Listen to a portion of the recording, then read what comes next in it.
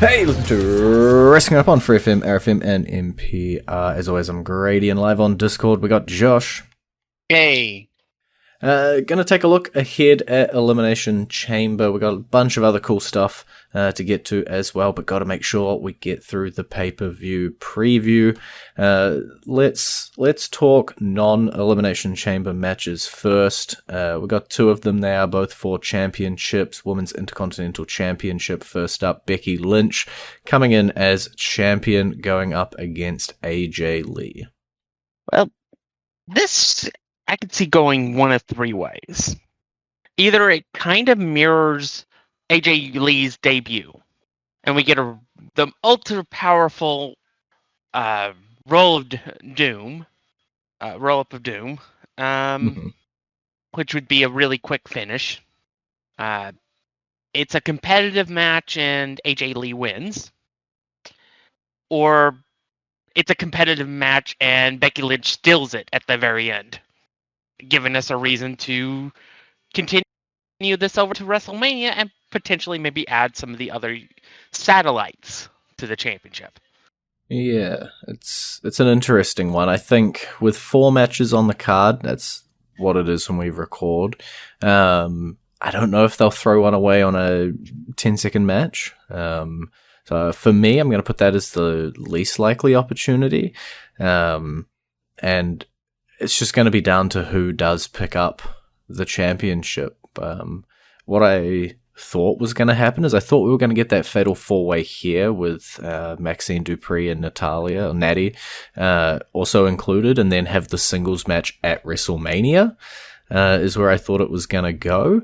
But we got the singles match here. Maybe it's the fatal 4-way at WrestleMania. Maybe it's just the one-on-one rematch at WrestleMania. But if Becky Lynch comes out with the championship, do we need to run it back again? Not entirely sure. My gut is leaning on AJ just because we are in Chicago. Both her and Punk are in championship matches. There's some iconography or imagery that you could definitely have at the end of the show with those two. And ultimately, Becky won't be hurt if they do toss the belt over to AJ. I do think Becky will still be involved in a WrestleMania match with regards to this championship, whether she has it or not. That's why I go the other way. Mm-hmm. I think it is the Becky wins, but she cheats the heck heaven to win. And then we get a ladder match at WrestleMania for the title, and we throw in all the satellites. Yeah. I think we both have the same start point, right? It's a match against Lynch and Lee, and we both have the same end point. It's just who's going to carry the title between those 2 points is really the only thing that changes between our approaches. But I think in terms of the World Heavyweight Championship, unless you got more? Oh, I was just saying that's definitely the case. I personally, I think that may be. I don't think they want to just throw the title onto AJ for a month, because I think the purpose of the WrestleMania match will be to split it off of both Becky and AJ. Mm-hmm. And so I don't see her just holding it for a month, because this title is barely a year old. Yeah.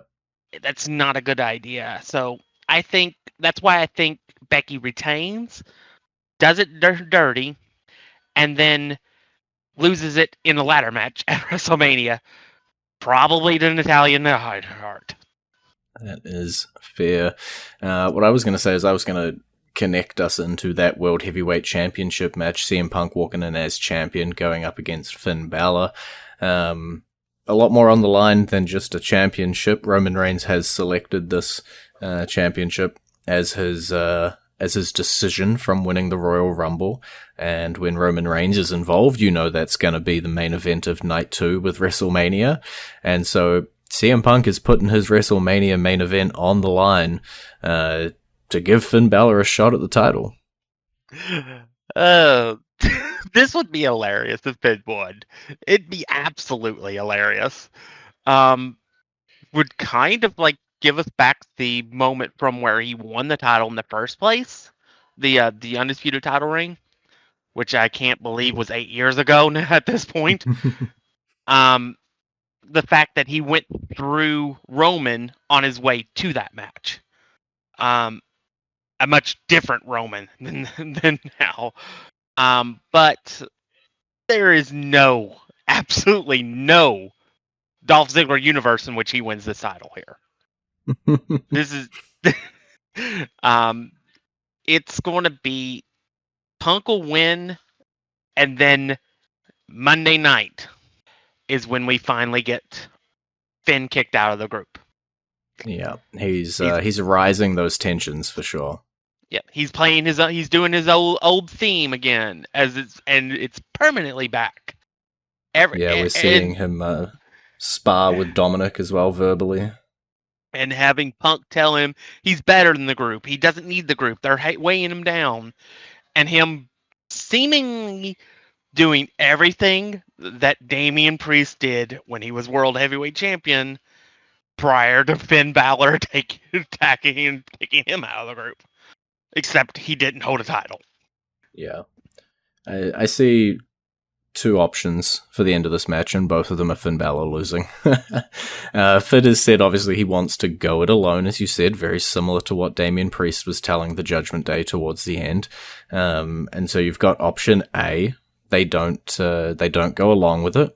Dominic or JD come out and try to help Finn and ultimately cost him the match, and that leads Finn to get frustrated and fully ditch them because they're not listening to him. Or they're already mad, and they're going to purposefully cost Finn the match against CM Punk. One way or another, the Judgment Day are costing Finn Balor this match. It's just their intentions going into it. They're either on purpose, ready to kick him out, or they are going to be accidental and he's going to be ready to walk. So, literally what I just said about the Damian Priest stuff. I think option 3. They don't show up. They respect his wishes. They don't show up. He loses, and then they kick him out on the next night because he showed that he's too weak to be able to do it on his own. Fair enough. We'll see how Dominic fares when he actually defends one of those championships next week against Penta, I believe. But that's a next week problem. We got 2 chamber matches to get to. You want to talk men's or women's first? Let's go to the women's because the men's is a little bit more interesting, and I want to save that for later. Alrighty, well, women's Elimination Chamber match. We saw Liv Morgan pick Raquel Rodriguez, and that leaves Jade Cargill and her WWE Women's Championship as the winner for the Elimination Chamber. Going into that match, we have Tiffany Stratton, Rhea Ripley, Alexa Bliss, Asuka, Kiana James, and just coming in this week, Raquel Rodriguez to round out the field. Since this is for sure being the SmackDown title, that immediately eliminates Rhea Ripley. And you said Raquel Rodriguez, so I think you just tipped your hand on who you're picking. Because she's in this match and isn't the champion yet. Yeah. I'm just pointing out that you should have said Stephanie Fakir. I think it eliminates anybody who's a Raw talent immediately. So Rhea Ripley, Asuka, Raquel Rodriguez, gone from the equation. That leaves us with Tiffany Stratton, Kiana James, and Alexa Bliss. And I'm cutting Tiffany off because she just had the title. So, and we don't. Surely you're going to cut Kiana James off, right? Surely. So we have a 50-50, I think, between Alexa Bliss and Kiana James, and it depends on how highly they view Kiana. I could see them. I could see Kiana winning. I could legitimately see her winning. The fact that she's even in the match surprises some people. It didn't surprise me because of who else was in the match and them having a feud already. So, didn't surprise me. I'm going to say Alexa Bliss wins, and this is to give her a moment at WrestleMania that she hasn't had in a few years. Yeah, I think I'm similar with you that I have two options coming out of this, Alexa Bliss being one of them, but my second option is Tiffany Stratton. I'm not going to discount her just yet. Whether I want to see it or not, different question, but I'm not going to discount her. Had Kiana James instead have been a Lash legend, after the performance that we saw at the Royal Rumble, then maybe I would believe in the rookie coming out on top and getting a match against Jade at WrestleMania. But Kiana, I'm not entirely sure with what they're trying to do with her, with the pairing with Julia. So we'll see how that all rocks out. And between Stratton and Bliss, you're right, we just saw Stratton, so I'm not overly interested in heading straight back into a Cargill-Stratton feud. So it's Bliss by default, right? It's kind of the option here. Even if you were to bring the Raw talent back in, Rhea Ripley, busy with the tag championships, presumably that's going to be the path to WrestleMania. Asuka also in that. Raquel Rodriguez, maybe. If you were to, make me pick a third favorite, I'd put her, go Bliss, go Stratton, and then put Raquel. But the money's got to be on a Bliss or on a Stratton, really. We still got time before the song to talk the men. So we talked, obviously, Roman Reigns has picked CM Punk or Finn Balor in the off chance that he does come out with the win, meaning this is going to be who will face Drew McIntyre for the WWE Championship again, SmackDown side of things. We got Randy Orton, LA Knight, Cody Rhodes, Javon Evans, Trick Williams, and qualifying on Raw this week, Jey Uso, a very confused Jey Uso that was potentially meant to be Bronson Reed, but he unfortunately tore his bicep in that match, leading us to have the field that we have for the Elimination Chamber. Let's see. With champions Drew McIntyre, so who would I want to see most against Drew for the title? Well, I would like to see Trick, but it's way too early for a WrestleMania match for Trick Williams. The same could be said for Javon Evans, but we know Javon Evans is going to be the lack of a better term, the spot monkey of the match. Cody Rhodes seems like the logical decision. I kind of want to go off base, though. I think I'm going to go with LA Knight. Okay. I have no reason, no way to defend my choice. Except it's just not Cody Rhodes. Yeah. I think had Jey Uso not been in the match and it had been Bronson Reed, I think what was gonna happen with the Vision, whether it be a tag match, a 6-man tag match, an 8-man tag match, would probably have involved LA Knight. It seems, set up and ready to go. Maybe, Bronson eliminates him. That's how we do it. But now that we've got the field we have and the members of the Vision that are going to be healthy for WrestleMania, we're down to 2. Not entirely sure, really, how we're going to pull it all out or like what we're going to end up pulling out for LA Knight. I agree with you. Both Evans and Trick would be amazing. I'd be very happy to see it, but it is just a smidge early for those folks, and that leaves me with Orton and Rhodes in terms of, for me personally, to pick. I think Jacob Fatu's still floating around. I can't shake McIntyre, Rhodes, Fatu as options here. We've seen McIntyre mess with Cody and stop him getting the opportunity too many times. The story that they're writing is there. Is it WrestleMania? Most likely, but, they don't always want things to be the most obvious outcome. They've switched it up on us a couple of times. But with Fatu not in the match, I don't know. We'll have to see how it comes out. But if you were to make me pick out of the 6 men laying in front of me, I'm going to go with the safe bet of Cody Rhodes. Would a Javon Evans or a Trick Williams? I'd prefer Trick of the two, just in terms of facing Drew McIntyre. Be way more awesome and way more fun? Yes. Do I think it'll happen, though? Unfortunately not. Yep. By the way, I think Javon Evans and Trick Williams could make a WrestleMania main event in a few years. Mm-hmm. And I think that will be fun as heck to watch. I will say this. I do have a dark horse. Mm-hmm. Outside of LA Knight, who's already a dark horse. And that's Jey Uso. Okay. I could honestly see it. I could see Jey winning it and facing him, and then you have Cody versus Fatu as a match, and then for WrestleMania, and you can give him some crazy stipulation and let him go at it. And Cody finally has a WrestleMania match that isn't for the title. And then Orton can go and punt kick the former football player / turned commentator that's been like bad mouthing him on WrestleMania, and LA Knight can go do whatever he does with the Vision.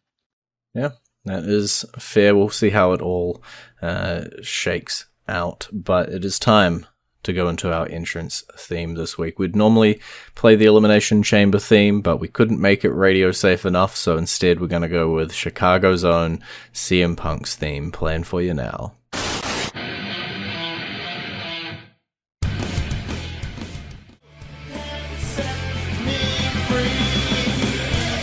Enjoy the Wrestling Roundup on FreeFM, ArrowFM, and NPR.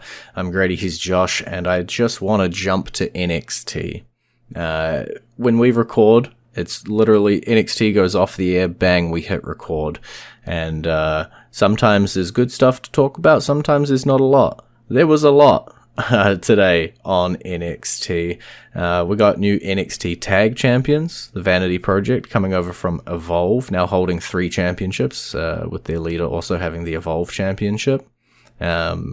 Intermingling with the NXT title feud between Ricky Saints and Joe Hendry, and intermingling with the NXT North American title feud with Ethan Page and Miles Bourne, who managed to take that title in the main event, with Miles Bourne being our brand new NXT North American champion.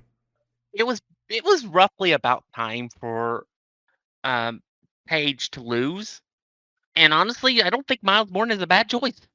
It was a little hokey pokey about how they went about it with all the run-ins and stuff, but and Miles Bourne essentially channeling his inner Cena, Super Cena, during the match. But it gets Ethan Page move on, and maybe this sets him up to debut on the Raw or SmackDown after WrestleMania. Yeah. Mostly I'd want him to be on SmackDown because that's where Chelsea is, and I still want to see more of Chelsea and Ethan. 100%. I think for me, this episode of NXT, and there's some other stuff that sadly I have to talk about as well, was very much about setting up where we're heading with the roster. They lost a few talents. They're trying to find their footing again, really introducing the Vanity Project trio, bringing them in, mixing and mingling them with Page and Saints to sort of immediately make them important. We also saw Shiloh Hill, and a little bit of Hank and Tank as well, mingling in and just kind of showing us that, you know, this is the next feud for every championship, basically. I think there's a multi-man match next week on NXT between some of those guys as well. So I'm sure some of them will come around for NXT Vengeance Day, which I think is their next show. And we'll see how it all rolls out. But excited to see Miles Bourne as champion. I think he deserved something. He didn't capture the NXT championship when he had those shots there, but I think the NXT North American championship is going to look good on him as well. As you say, Ethan Page had the championship for a really long time, had a great reign, got a bunch of people over. Excited to see what he does next. He'll probably still have a couple months floating around the scene, getting his rematch, I'm sure, because he'll complain to high heaven if he doesn't get it. But we'll see how it all shakes out for NXT. What I did allude to earlier, we finally got it. We said it was going to happen soon. Sol Ruka, Zarya, they exploded. We say it every day. We'll get it right eventually. Zarya absolutely demolishing Sol Ruka prior to her championship match. JC Jane just sort of picking up the scraps, and then Zarya going in for seconds, making sure that Sol Ruka knows that it was Zarya that stopped her from getting that championship. Yeah. Broken clock is right twice a day. Yeah, it's exactly what we expected. I'm surprised that they didn't have the match, but then when you consider everything that happened during the show and all the title matches that did happen, I guess they sacrificed time from this match to give us the other matches. Mm-hmm. So, and this is like the most effective way of sending the story on, and we have Zarya basically saying, "All right, you owe me, JC. I want a title shot next week. If not, I'm doing what I did the Soul to you." So I assume we get that match, and the opposite happens. So Ruka takes her out. JC Jane retains, and then we find out who JC Jane is eventually handing the title to at Takeover at Stand and Deliver. 100%. I think they'll do some sort of triple threat, involve them all in there. But we'll see how it all shakes out. I'm just excited that they did finally pull the trigger on the explosion. Zarya looks like a bad AWS, and that's what's important to me. Sol Ruka obviously made from her main event appearances, Royal Rumbles and such. Zarya, I need that momentum behind her so that we can see good things from her. We've got a couple more minutes left. I want to flick on over to Raw. Just talk about the entire show was a AJ Styles tribute, ending in his final segment. We got a little sketch, he picked the gloves back up, he put them back on at the Royal Rumble. We weren't entirely sure.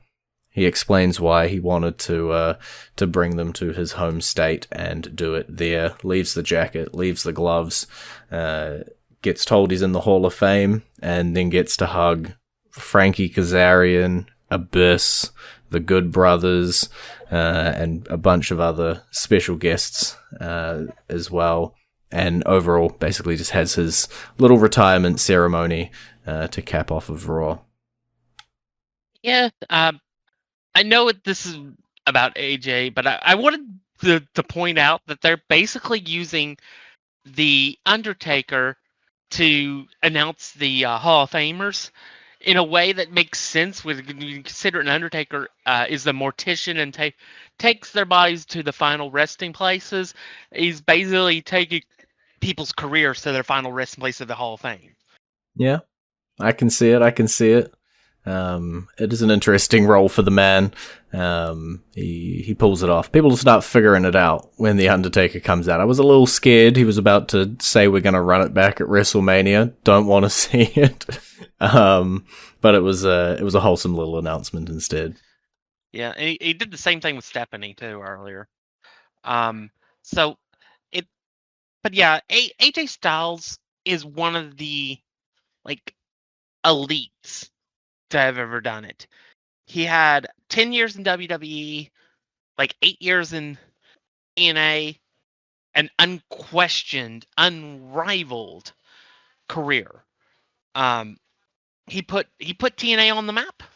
Was part of the reason why it was a solid number 2 for so long, and then the stuff he did with Kurt Angle and Samoa Joe.